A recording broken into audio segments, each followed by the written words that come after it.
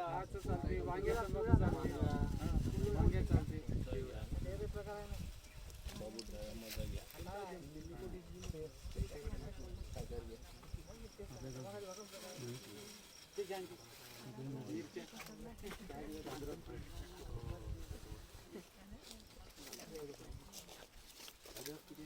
अद्रक पावभर अर्धा किलो घेतलं तरी चालते.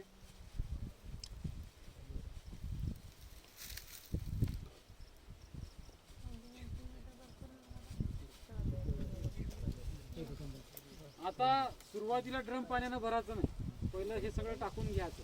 जिथं आपल्याला ठेवायचं आहे तिथं पाण्यानं भरून घ्यायचं. जर आता आपण जर इथं पाण्यानं भरून ठेवलं असतं हलवता येत होतं का नाही येत होतं. म्हणून आपल्याला हे ड्रम का एक तर हे 1.5 महिना ठेवायचं आहे आपल्याला. म्हणून जिथं आपल्याला सोयीस्कर आहे तिथं आपल्याला हे ड्रम मग पाण्यानं भरायचं आणि झाकण लावून ठेवून द्यायचं. जसं वेळ भेटलं तसं टाकलं. सेन टाक जरा अजून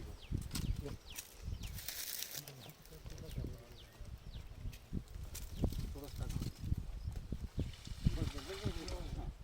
2 किलो आपण शेणाचं पाणी करून आपण टाकून घेतलं. आता हे पाण्यानं भरून घ्यायचं. आता हे सगळं टाकलं आपण. आता हे 1.5 महिना याला सडू द्यायचं आहे. सगळं पाला हे सडून जाणार. 1.5 महिन्याच्या नंतर हे चोथं काढून घ्यायचं आणि पूर्ण पाण्याचा अर्क तयार झाला दसपर्णी अर्क. मग हे दसपर्णी अर्क अमावस्या पौर्णिमा जसं आपण पिढीसाठी सांगितलं ना, हे 250 ml पासून घ्यायचं आणि फवारणीसाठी वापरायचं.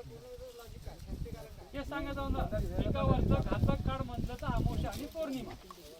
तर अमावस्या झाल्याच्या नंतर 3 दिवसाच्या आधी किंवा 3 दिवसाच्या नंतर, अमावस्याच्या नंतर अंड्यातून पिल्ले बाहेर निघतात, बरोबर आहे. हा काळ नाही. तर त्यामुळे अमावस्या आणि पौर्णिमा हे दर 15-15 दिवसाला येतात आणि त्याच घातक काळामध्ये आपण फवारणी करायचा.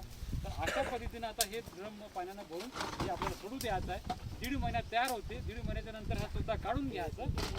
हा जसं 15 दिवसातून 8 दिवसातून आपल्याला वेळ भेटलं ते काढून धरून घ्यायचं, परत झाकण लावून द्यायचं. याला झाकून पॅक बंद करून टाकायचं. हे पूर्ण सोडून जाणार. ते कसं बनते ते आपण पाहणार झालेलं आहे आपलं. अशा पद्धतीने तुमचं अर्क तयार होणार.